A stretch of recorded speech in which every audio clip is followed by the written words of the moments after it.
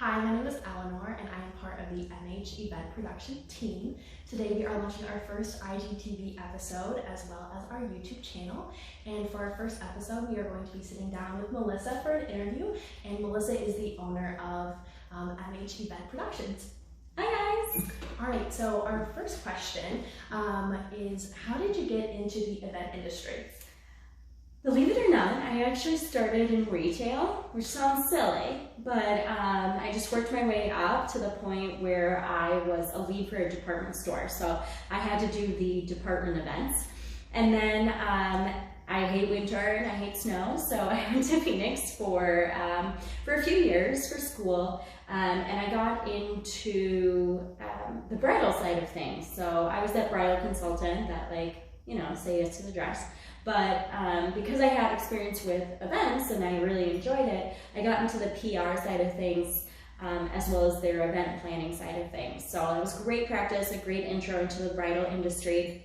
And then I also worked for a clothing brand while I was there, so I got into their fashion show production. And then after a few years of being in Phoenix, I moved to Miami and got more into like the vendor fair side of things, direct marketing type of events. And then after a year of doing that, I got into an arts organization, which was a great stepping stone. It built my skill set like none other.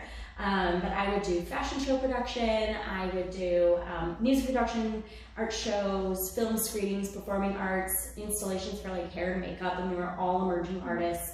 I would do these showcases every other month, so I was supporting the arts, but also planning a massive event for the community, so it was my favorite job probably.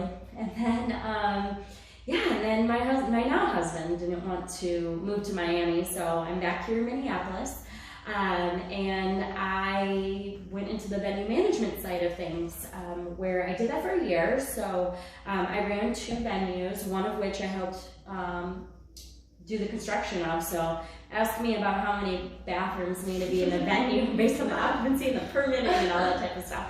But I did, I basically ran all the venues. So I did the business development, I ran all the events, I planned all the events from the venue side of things, literally everything. And then after a year, I left, and here I am. And why did you decide to start your own business?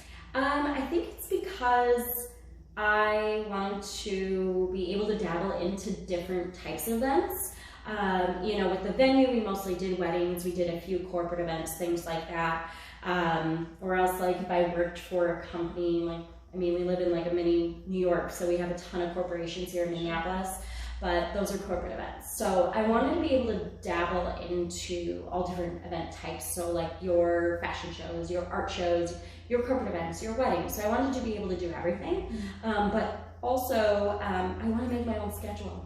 And I love to travel. So, with event planning, I can go anywhere. So kind of have the best of both worlds. So. And do you only do planning for events? No. With that, we do full planning, which is literally everything, start to finish. We're very one-stop shop, where you can customize your packages actually. So with full planning, you can, if you're launching a product, we will do a styled shoot for you. We'll go right down to like the printing materials that you need to hand out at the event, or the graphics that you need to post on social media or newsletters or whatever, to promote the event. We also can do floral design, we do travel accommodations, literally everything. So when I say full planning, it legit means full planning. And then we offer partial planning, because a lot of people start planning and then halfway through they lose track of time, or something pops up in their life and they don't have time for it, or they just need help. They realize, oh my God, this is actually a lot and I'm missing a lot of things. So we'll plan up to 3 items specifically, start to finish, and then of course it includes day of coordinating. Then we have day of coordinating, which those are custom as well. We can add a la carte items onto it. We also have some day of coordinating packages where, if it's a wedding, we're only there through the ceremony and then we leave, which I don't really recommend, but I offer it. Otherwise, we do have day of coordinating. We're up there till for a full 12 hours. And then one of my favorite services is consulting, actually. So a lot of people just want to pick my brain or have me read through the contracts to make sure they're not forgetting anything as far as planning process. And then also venues. A lot of venues build their venue to be a wedding venue. And with my experience of doing all different event types, sometimes venues will reach out and they'll want to pick my brain as far as like how they should build it to accommodate these different types of events. Or they're there where they are a wedding venue and they're like, what other events can we do here? And so they'll pick my brain. So I love doing consulting. It's an hourly service. It's great for those people that don't need a planner or want a planner or can't afford a planner. So yeah. And why are you passionate about event planning? I love helping people, and I like seeing a project, basically a project manager. So I love like planning something and have it come to life. It's like the greatest thing ever. I love it. Very satisfying. Yeah. So you're based out of a suburb of Minneapolis. Do you only plan events within Minneapolis? Oh gosh, no. So I do plan events here in Minneapolis and all over the state of Minnesota, but I also do destination as well. I have many years of experience of planning events remotely, and also I do travel a lot, just leisurely. So, we kind of figure out our calendars, and I'm, where the event's gonna be taking place, I'll end up going there. So I have a ton of experience with that. And yeah, I have contractors all over the country actually, so it's easy peasy. So no, we do worldwide. All right, nice. And what type of events do you do? Oh my goodness. So I branded underneath lifestyle, social, creative, and community based. So lifestyle is any of those events that are lifestyle. So like your weddings, your showers, your retirement parties, things like that.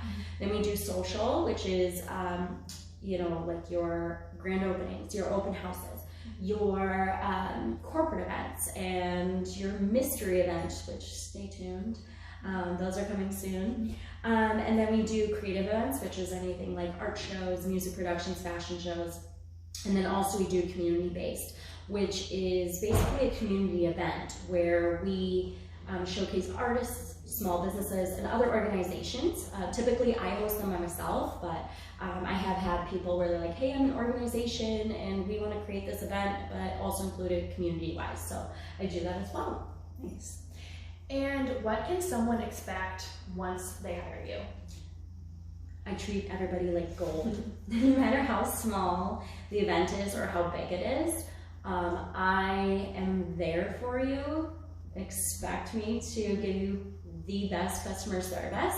I'm just there. I just keep you on track. I give you a timeline. I have a calendar that I share with you of when things are due. So I hold your hand basically. And I take care of a lot of things for you. All right, and for our final question, if someone decides not to hire you, what is a tip that you would give them? What's something that they should look out for when they're planning their event? Look at your contracts. It happens a lot. Even when if they do have me as a planner, I put it in the calendar to have them refresh and read over all their contracts every 2 to 3 months. And the reason being is because one, you add an aspect into your event that you weren't planning in the beginning. After you've booked your venue, you booked your other vendors, and sometimes you may not be able to do it. Sometimes they forget, gratuity at the end of the night, and all of a sudden they're like, oh my God, I still owe money? Like what? Or, especially with their venue contract, sometimes you can't, you have to carry your event insurance. Sometimes you can't bring in popcorn or confetti because coming from the venue management side of things, that stuff like pops up like 2 years later. So a lot of venues don't allow it because it's just cleaning. It's just the cleaning, it sucks, not gonna lie. Or you get this dessert and it's the middle of the summer and it's gonna melt, and then all of a sudden you realize, oh my God, I don't have access to a refrigerator. And then the dessert company, the latest they can deliver is like 2 o'clock, but your dessert's not until 7. Like, your dessert's gonna melt probably. So always look over your contracts every 2 to 3 months. Okay. Well, that's all the questions I have. Thank you so much, Melissa. Thanks. Bye guys.